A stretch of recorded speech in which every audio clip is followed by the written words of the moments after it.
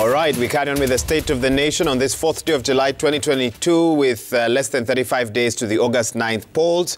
Of course, one of the big talking points into this new week is all about manifestos, with the Kenya Kwanza launching their manifesto last week, on the same day as the Roots Party and the Agano Party expected to launch their manifesto today. Let's get a sense from my panelists about what their thoughts are about the now 3 manifestos that we have. And we actually have someone here with a physical copy of their manifesto today. Sylvia, I'll start with you. I see you have the Azimio manifesto, which Kenyans at least have had a chance to go through. It was launched much earlier than the others. But what was your reading of the Kenya Kwanza manifesto? I'm sure by now you must have gotten a chance to glance at least, even just top view. Yes, I have the soft copy of the Kenya Kwanza manifesto as well. It's a bit difficult to interact with it because it's very wordy and the points are not quite summarized. And I'm hoping to get an abridged version. And Senator Mwaura here has said he will share with me an abridged version, which I've been waiting for, so that we can dig deeper into the content of it. And we appreciate the process, of course, they went through making it. You know, everyone has their own way of interacting, you know, with and getting the points onto it. So we appreciate how they came up with it. And we are still interacting with it in detail. But, you know, just a quick snapshot of it for me is that I don't get the depth of how to deal with corruption. I think that has already been said here.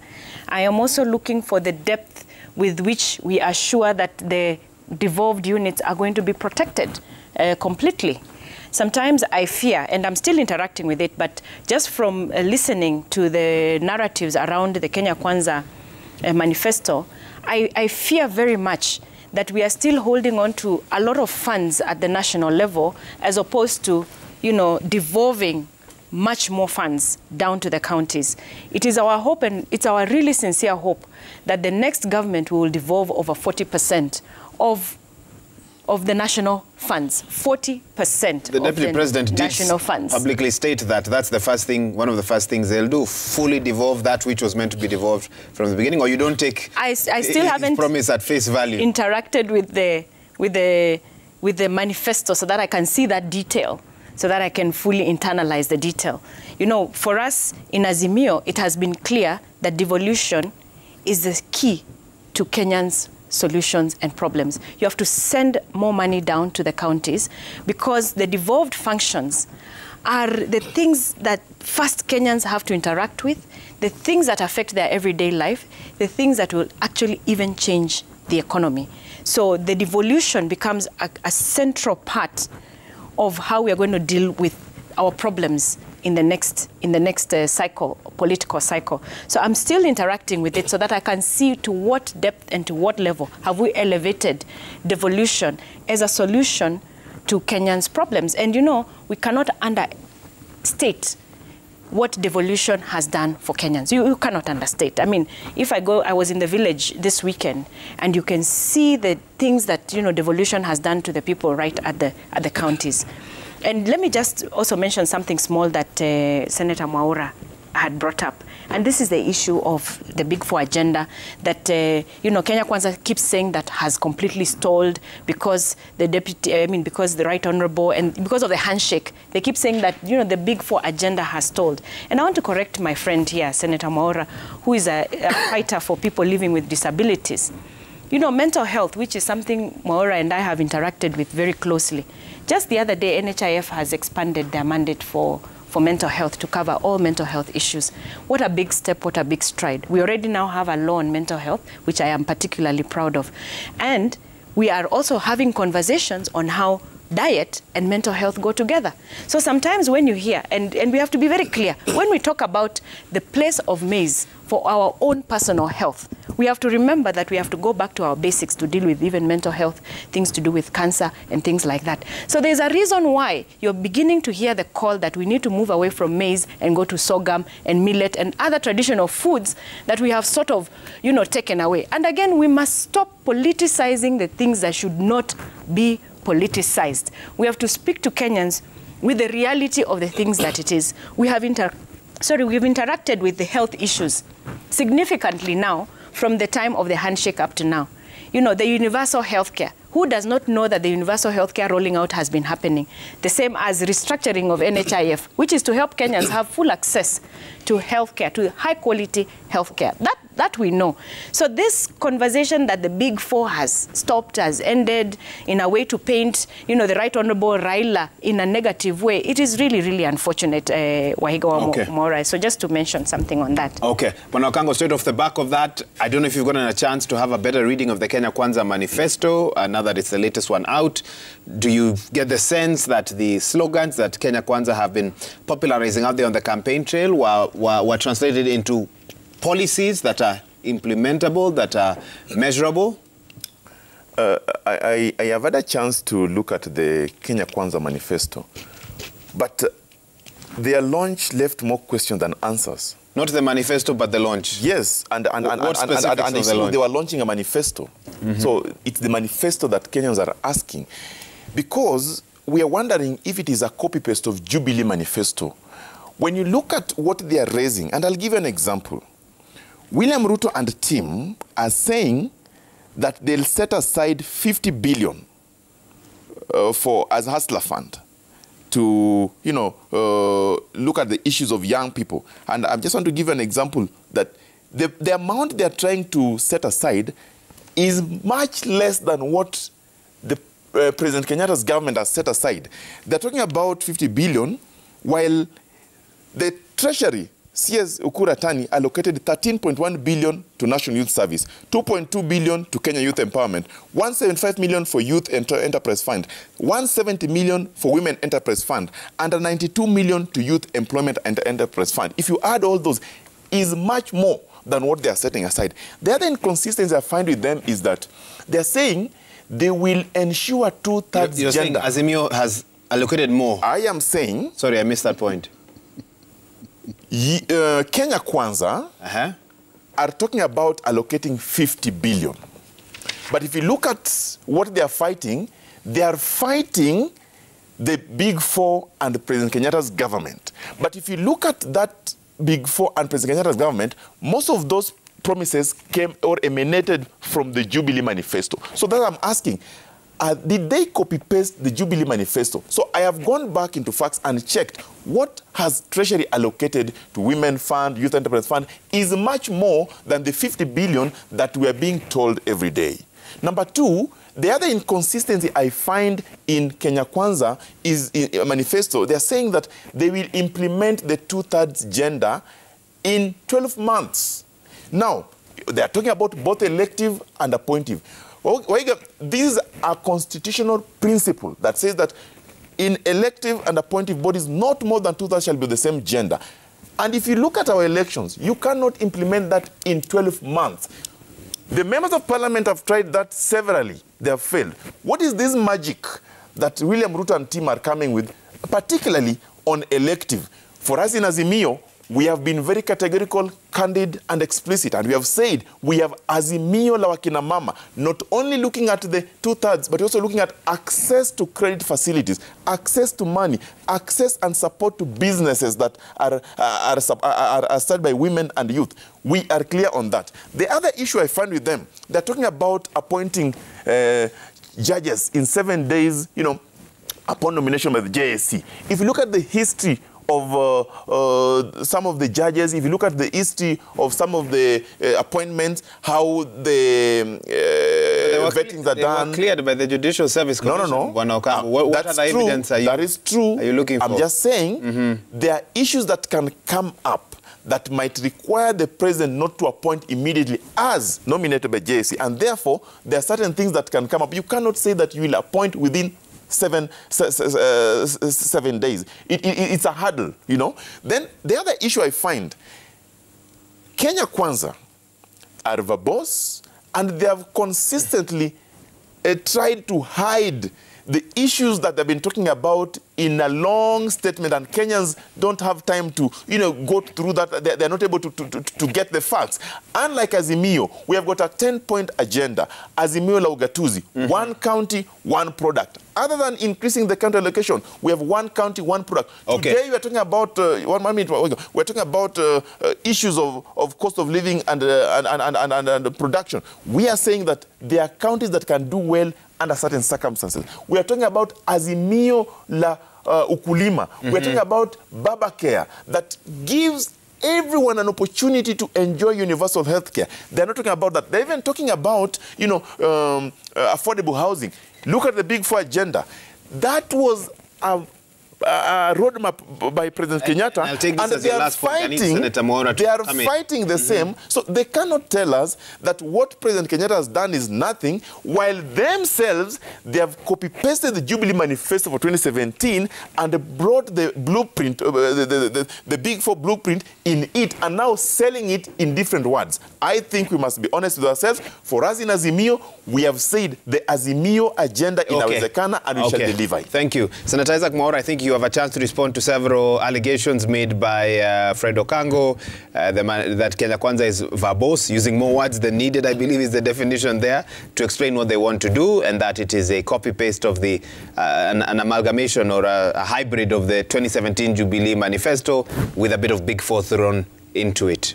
How do you respond to that? I will not respond to Okango because he's not read our manifesto. And, he's really exposed himself very badly because he's giving us figures that do not add up.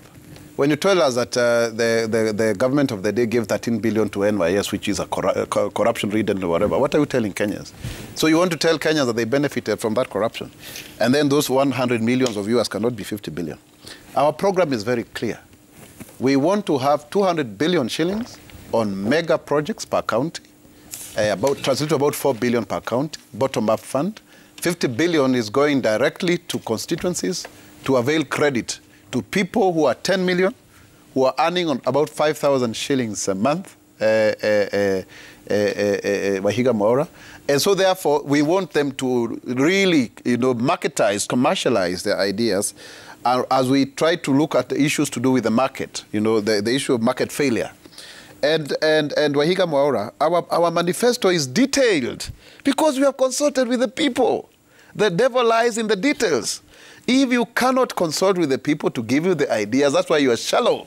That is why you, instead of being imaginative, and because your chairman is the chairman of Jubilee, who want to do a mediated put-in arrangement that has been in the works since 2016, you have, instead of 10 points of Jubilee, then you just add 2 more, and you don't still remember there were actually 12. You start saying there are 10. Our agenda is 5. We have agriculture and food security. We have MSME and financing. We have housing. We have health access, ICT, and creative industry.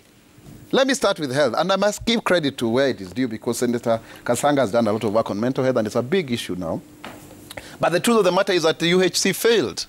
It failed because when counties wanted to be independent, the government of the day was lobbied by big corporates and countries in New York, and they refused to negotiate as counties and negotiated at one person at the center, and then there was failure. That's why there's a criminal enterprise of medical equipment schemes. But let me not go into that. We cannot say Kenyans are getting free health care because Big Four worked.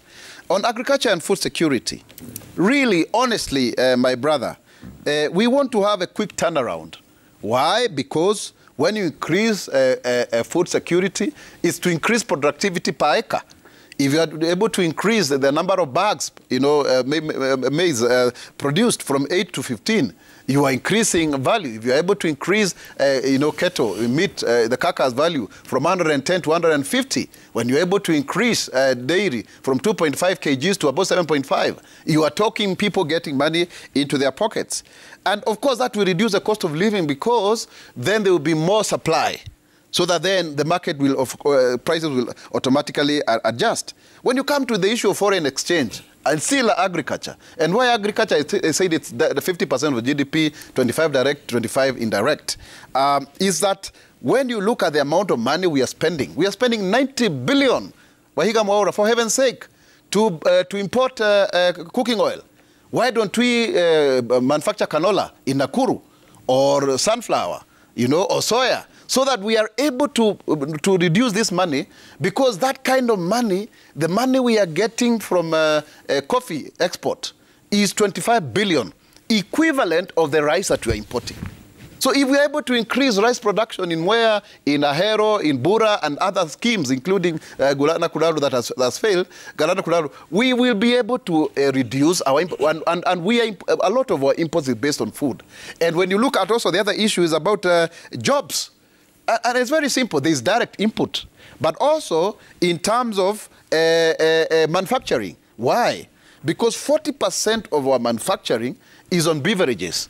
48% is on other fast-moving goods, which are basically consumed. So if you are able to increase value chain addition in terms of processing what you have here, you will be able to manufacture more. And a good example why do you think, Senator, you are not in Jubilee in the first 5 years? These things that you so eloquently posed before us today, a united Jubilee, what do you think stopped them? Why do you think Galana Kulalu, for example, clearly, you can't say it was a 2018 to 2022 collapse. You see, there was a fundamental issue with that project, for example. What lessons were learned from that, Senator, from where you sit? The fact that if you have stable governments, you are able to produce, to develop more. Wahiga Maora have just come from Zambia. And people say the country has overborrowed, but I can tell you I was there 14 years ago. I have been amazed by the transformation that country has happened. Why? They've been able to have peaceful transfer of power. It has been a very stable country. Are there jobs for the people, or is it just about roads? No. What have you observed? No. When you cast concrete and roads and whatever, you open up new markets because you are increasing access. There have been jobs for people, for sure. In fact, their currency is stronger than ours because it is 7 shillings to the kwacha. It is 17 shillings to the dollar. Here we are going to the mark of 125. But let me come back to my point. And find briefly, please, so allow the others to speak. So, Wahiga, let's call a spade a spade. When you have a 20-year program, and I confess I joined in the middle after 5 years, you have more predictability. The Jubilee administration, the one that I joined, was a masterstroke of political genius. It cobbled up 12 political parties into one single juggernaut. And this party had nearly 2/3 majority in the National Assembly. It had 38 senators. You're calling it a masterstroke. Sylvia Kasanga said it had the worst I'm talking challenging about governance that she has seen in a long time. Yes, that we agree, and I am also of the same school of thought. It's only that at the beginning of the second term, Wahiga, get my point clear, we had an opportunity to implement that which was not concluded in the first term. But what did we do? We diverted our attention because of self-seeking, self-preservation tendencies through the handshake to constitutional reform. That is where the problem came. That was the Waterloo of the great vision that Jubilee had. Okay, thank you. Senator, I think I can give you Like I said earlier, it was clear that the Kenya Kwanza team did not want a Kenya that includes all Kenyans. And that is why they disagreed with the handshake in the first place. And that is why they went into a campaign mode immediately, because they've been campaigning right from 2018 up to today. And that's why they chose to go against their own agendas as the ruling party at that time, and then go ahead and split the whole ruling party. The intention of the handshake, the intention of the president, even through the constitutional reforms that they attempted to do, was just to bring the country together and put everyone on a platform where they felt heard and they felt included, because a good section of us had been excluded from the stolen election of 2017. And that remains the fact, and that remains the genesis of this entire conversation. And that also brings me to say, whatever promises it is that the Deputy President and Kenya Kwanza team are giving us, we are saying to them, we've been there already. We have already heard from you before. It is not the first time, and unfortunately not so long ago. It is still fresh in our minds. You gave us a lot of promises. You had a chance. You had a good chance to change the lives of Kenyans. You were given the mandate to change the lives of Kenyans. But you did not do that. You know, we saw the pains that the 2013, 2017 brought to the country, leading to a contested election of 2017. From there, we saw an attempt to bring Kenyans together, but still one section unhappy that Kenyans are being brought together. We saw that. These are the same people who want us to entrust them again with the same power which we've already given them to change our lives, to solve our problems. I mean, we need to wake up. We need to wake up as Kenyans, even without delving into the detail of their manifesto. We've been there, we've done that. It is very wrong for my good senator friend here, Mwaura, to say that the universal healthcare has failed. I can give you live examples of Kenyans who are walking into Mathare Hospital and getting very good mental health care. It is now happening. And many other institutions. You cannot say that the universal healthcare has failed. You cannot say that when we were debating the NHIF reform. Can you say it has succeeded? It is on the way. You see, the thing is this, Mwaura, everything has its own lifetime. We were introducing universal healthcare. It had its challenges. They had to review NHIF so that it can be sustainable enough to cover the universal healthcare. Steps have already been taken through legislative reforms that you can begin to see that things, you know, the ball is rolling. Why are they making it sound as if they'll come and press a button and resolve all our issues? We know everything has to have its own lifetime. It has to move. There has to be a step and a step. Have we taken steps as a government, as a country, towards attaining universal healthcare? The answer is yes. The ball is already rolling. The structures are already in place. We have to build on those structures. We cannot come and say, I'm going to start afresh. You'll be taking Kenyans back and denying them, you know, the gains that have already been made. And that goes into a few other sectors, which I think our Azimio manifesto is building up on some of the good structures that are already in place towards, you know, attaining the promises of Kenyans. And the question is now just putting in the goodwill. Okay. But the fact remains, Mwaura, and I really must repeat this. There is no conversation we are going to have about any money being put anywhere for Kenyans to access if we are not talking about the fight against corruption. Okay. Even right now when Mwaura is talking about, what is the one that you mentioned right now? The money that is being put in, it has run away from my mind. But all these funds that have been put for Kenyans to access, whether it is the youth fund, NYS, it was NYS that was on my mind. We all know what happened to NYS funds. And we all know who are the culpable people for NYS. And we now know which camp they are in.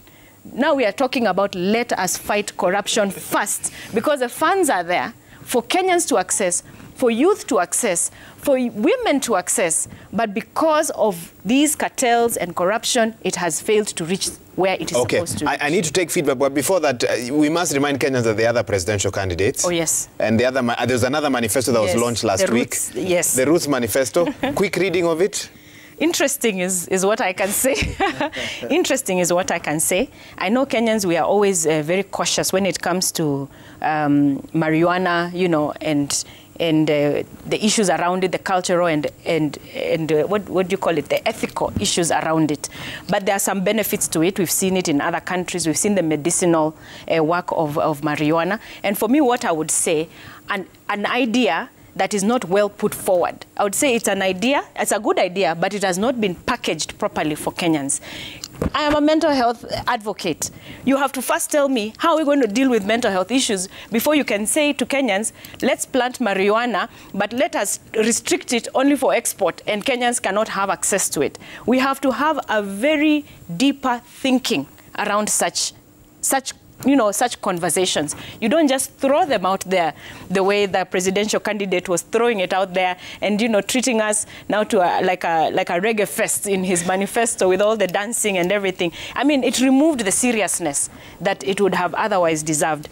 So I'd say it's a good idea, but not well packaged. Okango.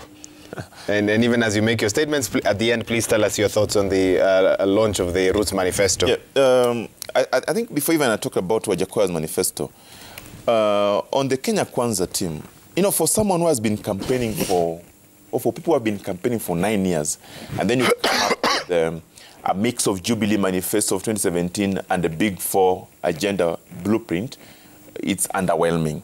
And I want to ask them with all due respect that they might be thinking and saying the right things, but the way they put it, it's more of a plagiarized Jubilee Manifesto, which they criticize and they disparage in all their political rallies. I think they need to accept that the challenges that they are facing today are their own making, and therefore Kenyans have got an opportunity to embrace the Azimio agenda, the Inawezekana agenda, that has outlined how to deal with issues right from the ugatuzi all the way to healthcare, what we call Baba Care, that is going to help people. And most importantly for us in Azimio, we are saying that the social infrastructure that is going to help the vulnerable families by giving them the 6,000 per vulnerable family, by providing social assistance to the unemployed youth through the reintroduction of Kazi Mtaani, and also the issue of single mothers that Raila Odinga has been very categorical about. We are happy about that. The issue of women, that we must now recognize women not only in elective and appointive positions, but also give them an opportunity to access credit facilities. Back to Wajakoya. I think, Wajakoya, in my view, is not only thinking outside the box, but it's also thinking without the box, and therefore his agenda and his manifesto, as simple as it looks, there are certain aspects of it that Kenyans are resonating well with. And guess what? Did you see anything sinister with the timing of the launch of the manifesto? A lot of it, but that's politics. That is politics, because today we are looking at Wajakoya that has threatened Kenya Kwanza. He has threatened them. Look at his majority of his supporters. Majority of his supporters are what we would believe to be what the Kenya Kwanza team are talking about as the hustler. Those are the people who believe that they have to be recognized, because even them, whatever they do must be legalized, whatever they do must be recognized, whatever they do must be supported. And today, the reason why Wajakoya is trending and the reason why Wajakoya is becoming a sensation, because how he puts his point out is very factual about what he's doing. Never mind, whatever he's saying might not be really concretized, might not be what majority would want, but how he puts even the scientific backing of some of his theories has been questioned. Again, I don't know myself, but experts have raised questions. Experts have raised questions, and that's why I'm saying in politics, and Senator Mora will tell you, you dramatize. You see the way he's dramatizing his points here? You dramatize. It's all about drama. So that is politics. But what I want to say about Wajakoya with his thinking without the box is that no one would ever imagine that in this age and era, somebody would come with economic policy that will, make money out of snake venom. No one would ever imagine that people would start thinking, how do we legalize marijuana so that we can improve the GDP of this country? Those issues are debatable, they are contested, but the fact is Wajakoya has threatened UDA, he has threatened Kenya Kwanza by getting a bigger slice of their support base. And mark my words, in the coming opinion polls, Wajakoya will cut that by 10%.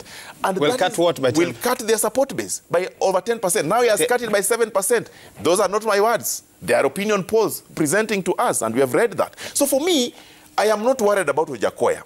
I'm not worried about his drama. Azimio is not worried about I am worried about myself as Okango. Okay. I am worried about the lies and the consistent lies that were being told in the, Kenya Kwanza manifesto, the impracticability, the plagiarism of Jubilee, and all the deceit that comes with it. Okay. But I am very encouraged by the Azimio agenda, the Inawezekana agenda, that today Kenyans are watching and saying, for sure, for the first time in the history of Kenyan election, we are going to have a government that recognizes women. We are going to have a government that recognizes that healthcare is important to everyone. You also run the risk of dramatizing. No, I'm not. Let me allow Senator Mora to speak briefly, then we take feedback. Senator, Wajakoya effect?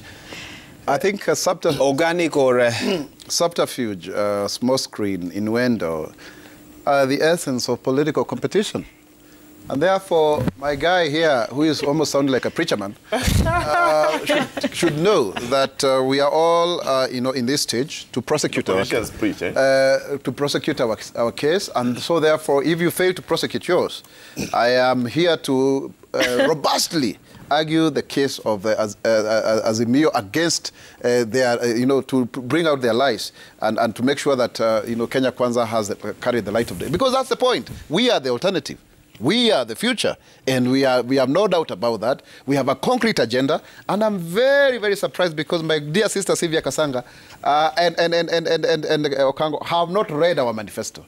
And I can tell you it's a beautiful read. It's very intellectual, succinct, practical, and well thought out of the many years of people who have been both in government and in civil society. And I really want to ask of you that you come out of that stupor of thinking that Kenyans need handouts. We are saying instead of giving 6,000 shillings to people in terms of what you're calling Baba Care or Mama Care, I don't know which one, can you just sell avocado oil at 6,000 shillings and you'll have money to not only give people but also to fund the public debt that is being considered. But on Wajakoya, every election has got a lucky man, somebody who is a joke. In 2013, we had a Buduba Dipna. Well, is it fair to call him a joke? No, that's my opinion, and I am not withdrawing, by the way. 2017, there was a very... This one, I cannot call him a joke. I respect him a lot. Ekura Okot, who really was the sensation. Let me say sensation, maybe. That's better. And then now we have Wajakoya. Wajakoya have debated him here with you on Citizen. When he was sober, wearing, he had a skirt and a suits. He decided to be dramatic and, had his beers and what have you. And now he has caught the attention of Kenyans. He came to Kenya back in 2012. He's not a new person. We've debated with him, Fred Okango. So right now, he's telling us things that we sell dogs to China and snakes and things like those. Honestly and sincerely, I mean, it is jocular. He's just for comical entertainment. He's on record having said that if he was to win, they are on the same, they are coming from Western, like Baba, the presidents will go back there. He is a state-sponsored project. And so therefore, he should be dismissed with the contempt he deserves. In fact, why were we having split screens when we were launching our manifesto? It's a distraction. And that is why Wahiga Maora, we are even discussing him here. He is not somebody who is going, and these people thrive on cooked opinion polls in the mainstream media. So, Fred Okango, you say you are the political strategist of KANU. You've let the cat out of the bag today. So we are expecting in your next cooked-up opinion polls that Wajakoya shall have risen out of this so-called manifesto publicity you've given him on state-sponsored media publicity to those points that you're saying. But I want to tell you, the truth of the matter is, Kenya Kwanza is ahead. We still have Central intact. We have Rift Valley. We have half of Coast. We have half of Western. Where are you people leading? Where are you? No, let me finish. Where are you getting these figures? I want to tell you categorically, no matter how you massage your figures, no matter how you delude yourselves, Kenya Kwanza is the next government in waiting. And we hope and believe that Kenyans are listening to these kind of people who really have cobbled up an alliance only to sustain the status quo of state capture, of oligopolistic businesses, of economy that rewards capital more than labor, of producing so many poor people that it doesn't matter if somebody never ate last night. After all, they can go and eat sorghum and millet because that's an alternative for maize that was imported by colonialists. That kind of insensitivity, that today we can say you have a better plan when things are going up. Okay, Senator. When even oil is, fuel is going up, there are fewer cars on the road right now. I think for me, this is a government that should be voted out like yesterday. Which government? His government. This one, Azimio. His own government. The Azimio government. The Azimio government. That is already ruling as per Fred Matiang'i. Yes. Okay, go ahead. And I need to take feedback as well. We're out of time. Isaac has made some strong allegations, and I think maybe it is in his... anyway, we don't want to respond.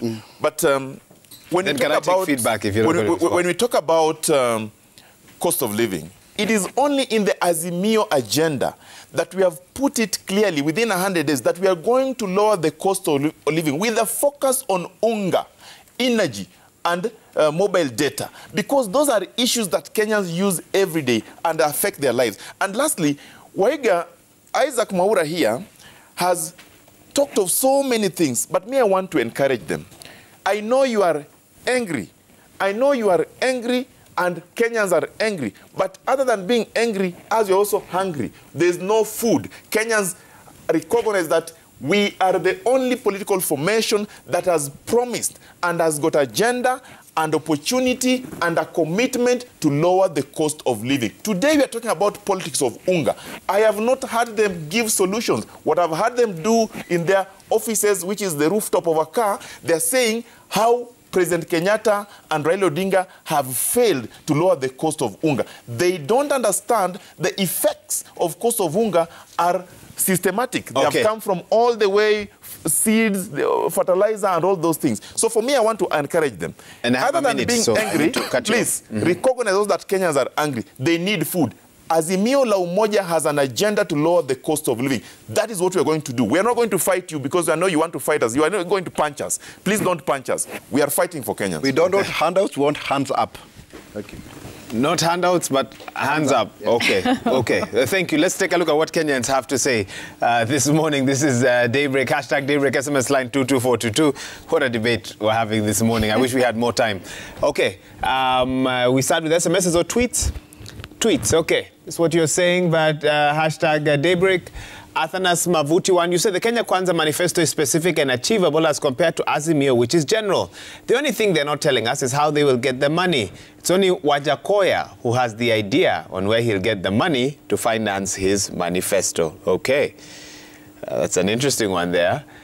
Franco Rinde, you say Azimio Manifesto has clearly spoken about corruption and they are committed to deal with it, unlike Kenya Kwanza, who are hiding away from corruption. A mention of the word corruption makes them agitated. What a brutal spouse. Wow. You say it's ironical for Azimio Brigade to keep on asking what happened to the Jubilee 23rd Manifesto. Let them ask their chair. He was the mastermind of the same. He has the answers. Conrad Kulo, you say the UDA manifesto, or should I say the Kenya Kwanza manifesto, missing out on devolution is an indicator that Kenya is not safe in their hands. There can be no fit in our country if devolution cannot be augmented or strengthened. K.E. Man Official, you say politics is for politicians. They always promise us heaven, and after elections, they disappear. For sure, we are hurting economically. If Kenya Kwanza is saying the truth, then we are liberated. For me, Azimio Manifesto doesn't have Kenyans at heart. Engineer Lazaro, you say people are only fighting over robust manifestos. Unfortunately, no one is talking about skyrocketing price of essential commodities. Politics is all about personal interest. Chanukeni wa Kenya. And I don't have time. In 10 seconds, closing statements. Senator Kasanga, one word, please. One word is impossible, Wahiga. But make them two. Thank you for having me today, and thank you for my panelists. Always good to have a robust conversation. And just to remind Kenyans, please, please, let us read these manifestos. Let us open our eyes to the reality of the things that are there. We must fight for devolution. First and foremost, we must fight corruption at all times.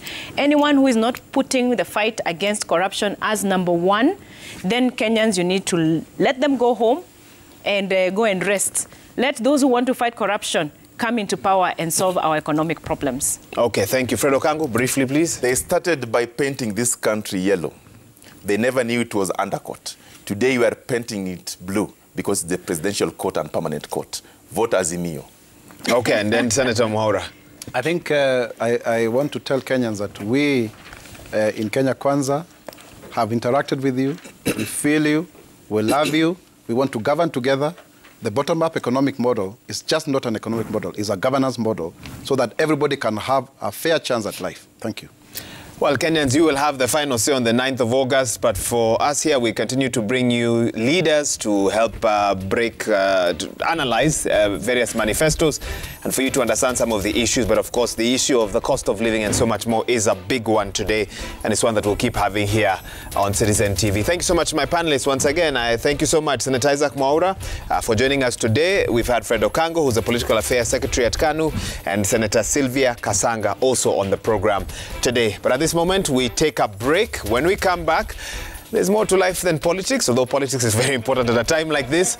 We'll talk sports, and Sporty Monday will be up next after this break. I'm sure they'll be telling us where Cristiano Ronaldo may be headed to, amongst other big sports stories of the day and of the week. We'll be right back.